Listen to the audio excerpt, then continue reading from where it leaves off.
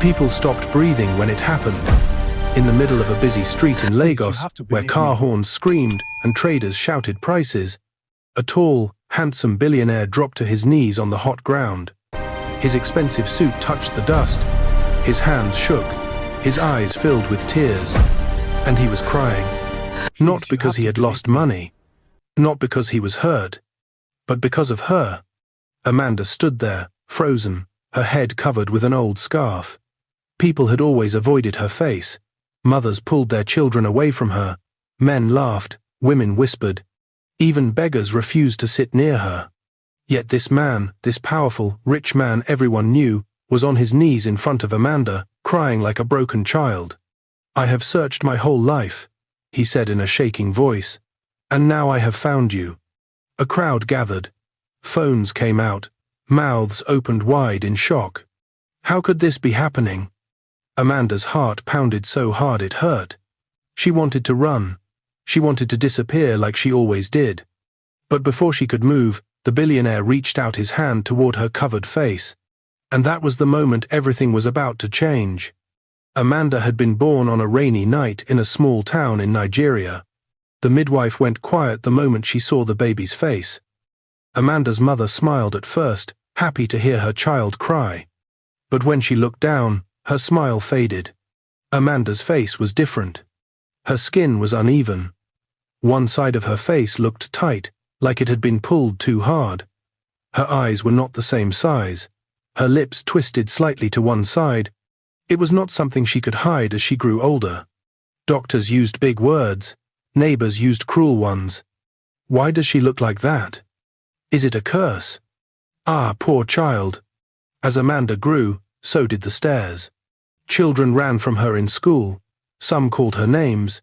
Others laughed openly. Teachers tried to stop it, but words still hurt. At break time, Amanda always sat alone, her lunch untouched. No one wanted to sit beside her. No one wanted to play with her. By the time she turned 10, Amanda learned a painful lesson. Silence was safer than hope. At home, she stared at the ceiling every night, asking the same question in her heart. Will anyone ever love me? Will I ever have just one friend? Sleep refused to come. Her thoughts were loud. Her heart felt heavy. Every night, she cried quietly so no one would hear. As Amanda became a young woman, nothing changed except the pain grew deeper. People judged her before she spoke.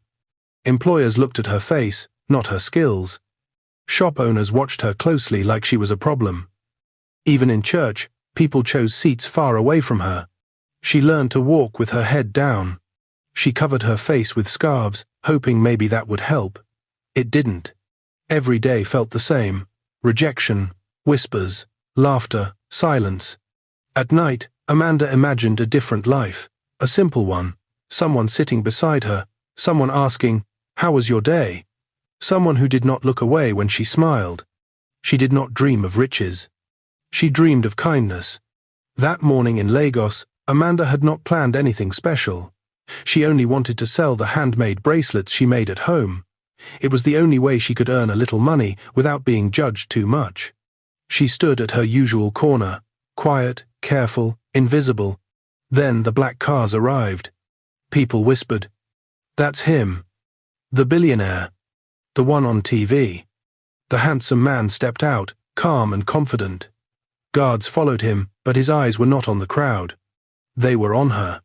Amanda felt it before she saw it. That strange feeling when someone is looking at you differently.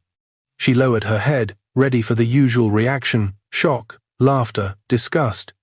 But instead, the billionaire stopped walking. His breath caught. His world went silent. And without understanding why, his knees gave way. He fell. Right there. In front of everyone. Crying. Reaching for Amanda, like she was the answer to a prayer he had been saying his whole life. The crowd gasped. Amanda trembled. And, as his fingers touched the edge of her scarf, she realized something terrifying. The whole world was watching. And whatever happened next would change her life forever. Silence fell over the street like a heavy cloth. People who were shouting a few seconds ago went quiet. Even the car horns seemed to stop. All eyes were on Amanda, and the billionaire kneeling before her. Amanda's legs shook. Her hands tightened around the small tray of bracelets she was selling. Her heart raced so fast she thought she might faint. This had never happened before. Men usually laughed at her. Women usually pulled their bags closer. Children pointed and whispered. No one had ever looked at her like this man was looking at her now. Not with pity, not with fear, but with deep pain and love. "Please," the billionaire said softly, his voice breaking. "Do not be afraid." Amanda took a step back. "Sir, please," she whispered. "You are mistaken." The guards rushed forward. The crowd murmured loudly now. "Why is he kneeling? Is it a joke? Is that girl not the scary one from this area?" Amanda felt their words like stones hitting her chest. She turned and ran. She ran as fast as her legs could carry her, pushing through the crowd, ignoring the shouts behind her. "Amanda, wait," the billionaire shouted. Her name. She froze for a second. How does he know my name? Fear pushed her forward again. She ran until her chest burned and her eyes filled with tears. She did not stop until she reached the small, broken house she lived in at the edge of the city. She slammed the door and slid down to the floor. Her body shook. Her mind was loud. Why would a man like that look at me? Why would he say those things? Is this another way the world wants to laugh at me? She covered her face and cried. Amanda remembered all the times hope had hurt her before. She remembered when she was 12 and thought a new girl in school wanted to be her friend. She smiled for the first time in weeks, but later she heard the girl laughing with others. "I just wanted to see how she would smile with that face," the girl had said. Amanda stopped smiling after that. She remembered the man who once promised her a small job, only to say, "Sorry, customers may not like your look." Each memory returned like a wound opening again. So when a billionaire knelt before her, her heart did not feel joy. It felt danger. Back on the street, the billionaire slowly stood up. His guards looked worried. People whispered louder now. Cameras recorded everything. "Sir," one guard said carefully, "should we leave?" The billionaire wiped his tears. His eyes were still fixed on the direction Amanda had run. "No," he said firmly. "Find her." The guard hesitated. "Sir, are you sure?" "I have never been more sure of anything in my life," the billionaire replied. His name was Daniel Okoye. Daniel had everything money could buy: big houses, fast cars, power, respect. But he had always felt empty. Something was missing, and no amount of money could fill it. For years, Daniel had a strange dream. In the dream, a woman with a hidden face stood alone, crying. Every time he tried to reach her, he woke up. When he saw Amanda that day, his heart recognized her before his mind did. That was why he fell. That was why he cried. And he was not going to walk away again. Night fell. Amanda sat on her bed, staring at the wall. Her eyes were swollen from crying. Her bracelets lay forgotten on the table. She told herself over and over, "It means nothing. It was a mistake." Then she heard a knock. Her heart jumped into her throat. No one ever knocked on her door. Another knock came, slow, gentle. "Amanda," a deep voice called. "Please, I just want to talk." She stood up slowly, fear and anger mixing inside her. "No," she said loudly. "Go away." "I will leave if you ask me to," the voice replied. "But please let me see your face once. Let me speak to you." Amanda laughed bitterly. "Everyone wants to see my face," she said, "so they can laugh." "I won't laugh," the man said. "I promise." Promises had hurt her before. She opened the door just a little, enough to see his shoes. Expensive, clean, out of place in her poor street. "Why are you doing this?" she asked, her voice shaking. "Are you trying to make a joke out of me?" Daniel knelt again. "Right there. On the dirty ground." "I am not joking," he said. "I have waited my whole life to find you." Tears filled Amanda's eyes again. "You don't even know me," she whispered. "I know loneliness," Daniel replied. "And when I saw you, I saw myself." Her hand trembled on the door. She wanted to believe him. She wanted to shut the door forever. Before she could decide, footsteps approached behind Daniel. Voices. Angry voices. Neighbors. People who had never cared about Amanda suddenly gathered, drawn by the rich man at her door. "What is going on here?" someone asked loudly. "Why is this man here?" another said. Amanda's worst fear returned. They were watching again, judging again. And Daniel slowly stood up and turned to face them, his eyes cold, his voice calm but powerful. "She is under my protection now," he said. The crowd gasped. Amanda's breath caught, because she knew one thing for sure. Those words would change how everyone treated her. And not all changes come with kindness.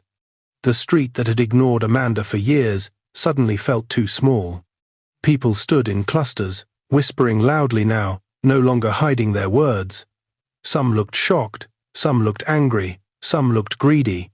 Phones were raised high, recording everything. "A billionaire?" someone whispered. "For her?" another scoffed. This must be a lie. Amanda stood behind the half-open door, her heart pounding so hard she could hear it in her ears. Daniel's words echoed in her mind. "She is under my protection now." No one had ever said that about her before. Not her teachers. Not her neighbors. Not even distant family members. Daniel turned slightly, sensing Amanda's fear. "I will not force you," he said gently, without looking back. "But I will not allow anyone to hurt you." The neighbors murmured. "Who does he think he is?" a woman said. "He will leave soon," another replied. "Then she will still be here." Amanda swallowed hard. They were right about one thing. People always left. Daniel raised his hand slightly, and the guards stepped closer. The crowd backed away, but their eyes stayed sharp and curious. He turned back to Amanda's door. "May I come in?" he asked softly. Amanda hesitated. Her small room held all her pain. The cracked walls, the thin mattress, the mirror she avoided. Letting him in felt like letting him see her whole life. I don't have anything to offer," she said quietly. Daniel smiled, not with pride, but with sadness. "I am not here to take," he replied. "I am here because I already found what I was missing." Her fingers loosened on the door. She opened it wider. Daniel stepped inside, bending slightly to avoid hitting his head on the low doorway. He looked around, but did not show shock or pity. He simply nodded, like a man entering a sacred place. Amanda stood near the wall, her scarf still covering most of her face. "You don't have to hide from me," Daniel said. She laughed softly, bitter again. "I have been hiding my whole life," she replied. "If I stop now, people will remind me why I should not." Daniel sat on the only chair in the room, leaving space between them. "Tell me about you," he said. No one had asked her that in years. Amanda felt her throat tighten. "There is nothing to tell," she said. "I was born like this.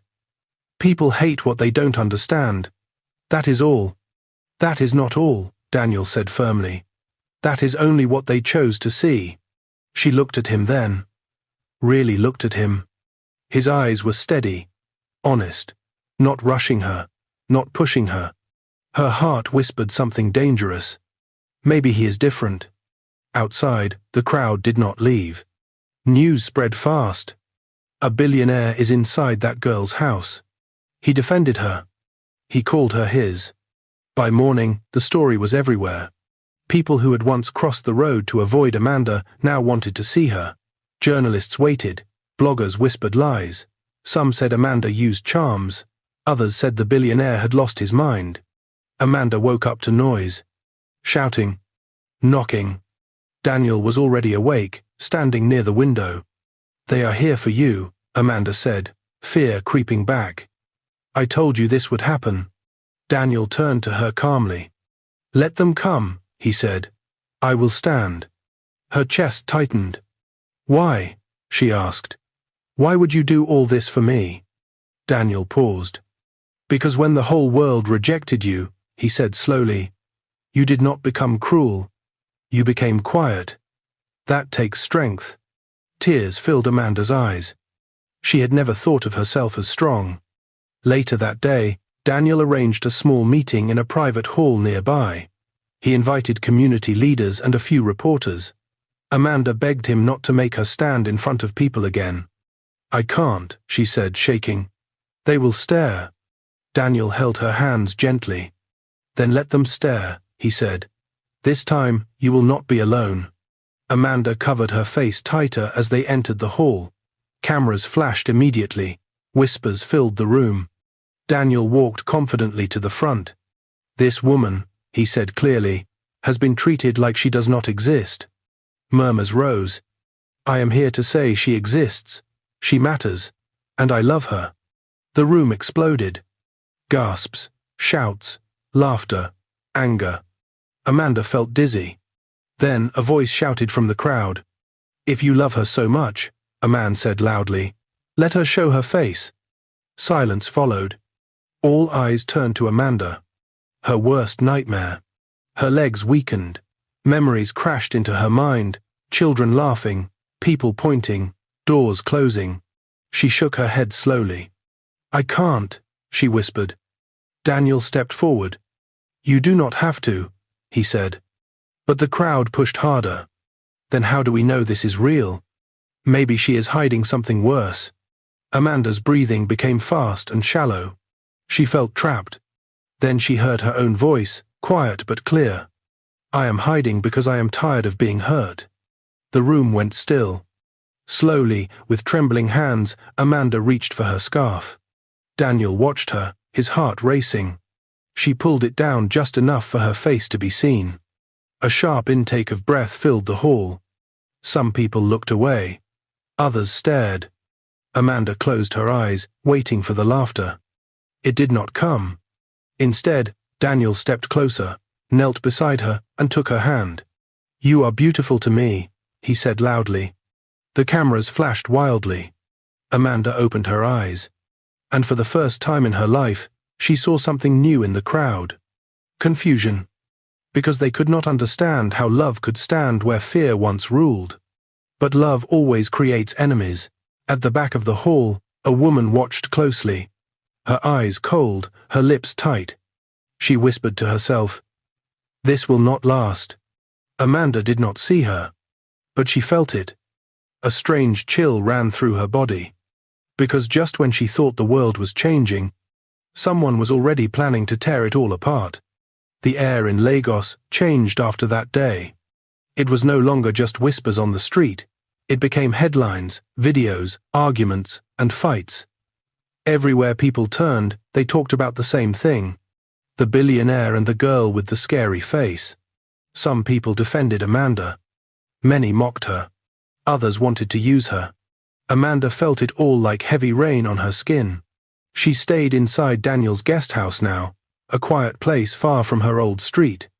The walls were clean, the bed was soft, food came every day without her begging.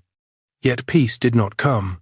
At night, she sat by the window, staring into the dark, her heart restless. "Maybe I should leave," she whispered one evening. Daniel looked up from his seat across the room. "Leave where?" he asked gently. "Anywhere but here," Amanda replied. "Your world is not safe for someone like me." Daniel stood slowly and walked closer, but he did not touch her. "My world has never been safe," he said. "I was just too rich to notice." She looked at him, surprised. "You don't understand," she said. "People already hate me more now. They say I trapped you. They say I used you." Daniel nodded. "They said worse things about me when I was poor," he replied. "People fear what they cannot control." Amanda hugged herself tightly. "But when you get tired," she said softly, "they will be right. You will leave too." That was her deepest fear. Daniel did not answer quickly. When he spoke, his voice was calm but firm. "I do not kneel for jokes," he said, "and I do not cry for lies." Amanda turned away, tears slipping down her face. Far from the guest house, someone watched the story unfold with growing anger. Her name was Vanessa Adebayo. She was beautiful, powerful, and used to getting what she wanted. For years, she had believed she would be the woman beside Daniel Okoye. Their families knew each other, Their friends expected it. Society approved it. And then Amanda appeared. Vanessa stared at the video on her phone, the moment Daniel knelt, the moment he called Amanda beautiful. Her fingers tightened around the device. "This is an insult," she muttered. Not just to her. To the world she believed in. Vanessa did not hate Amanda because of love. She hated her because Amanda broke the rules. Girls like her do not get men like him. Vanessa made a call. "It's time," she said coldly. Dig into her past. Find everything. Daniel's business partners were not silent either. One by one, they came to him. "This relationship is bad for your image. People are losing trust. You must think of the company." Daniel listened. Then he shook his head. "I have thought of the company all my life," he said. "This time, I am thinking of a person." That answer shocked them. Amanda overheard parts of these conversations from behind doors. Each word added weight to her chest. One afternoon, she packed a small bag. When Daniel returned home, he found it by the door. "What is this?" he asked.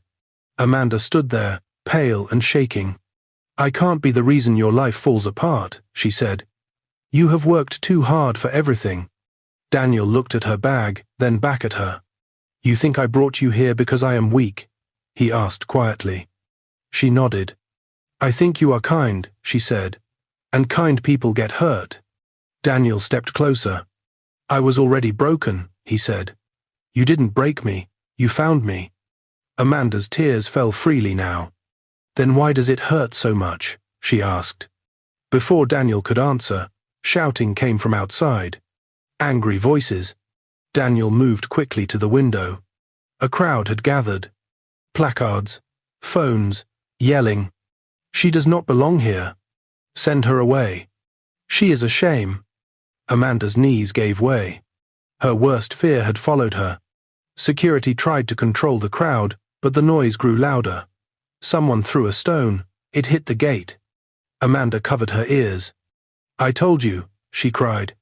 "I told you they would come." Daniel knelt in front of her again, holding her shoulders firmly. "Look at me," he said. She did. "You are not the problem," he said slowly. "Their hatred is." "But hatred hurts," Amanda whispered. "Yes," Daniel replied. "That is why love must be brave." The noise outside exploded suddenly. A woman's voice cut through the crowd. Clear, sharp. "Let her speak." Daniel recognized the voice immediately. Vanessa. She stepped forward, dressed perfectly, calm in the chaos. "Let Amanda tell us the truth," Vanessa said loudly. "Why did you choose her, Daniel?" Cameras turned. Amanda froze. This was no longer about her face. It was about power. Daniel stepped outside, standing tall. "I chose her," he said, "because she is honest." Vanessa smiled slightly. "Then let her tell us," she said sweetly, "what she is hiding." Amanda felt the ground slip beneath her feet. Hiding. That word echoed painfully. Vanessa turned her eyes toward Amanda. "Do you really think," she asked, "that love can survive the truth?" Amanda's chest burned. She stepped forward slowly, her heart screaming for her to stop. But her feet kept moving. "I am not hiding anything," Amanda said, her voice shaking but loud enough to be heard. Vanessa raised an eyebrow. "Then tell them," she said, "about the hospital records, the reports, the secrets you never shared." Daniel turned sharply. "What records?" he asked. Amanda's eyes widened. She had never told him. The crowd leaned in. Amanda opened her mouth to speak. And at that moment, a loud voice shouted from the back of the crowd, "She's lying. She was born cursed." The words hit like fire. Amanda's strength broke. She collapsed to her knees, covering her face as the crowd erupted again. Daniel rushed to her side. But Vanessa smiled. Because the truth she had uncovered was finally about to come out. And Amanda knew. Whatever she said next could destroy everything. The night Amanda finally slept peacefully, the city was wide awake. Outside Daniel's guarded home in Lagos, cars slowed down, people whispered, news headlines glowed on phone screens. Everyone was still talking about the same thing.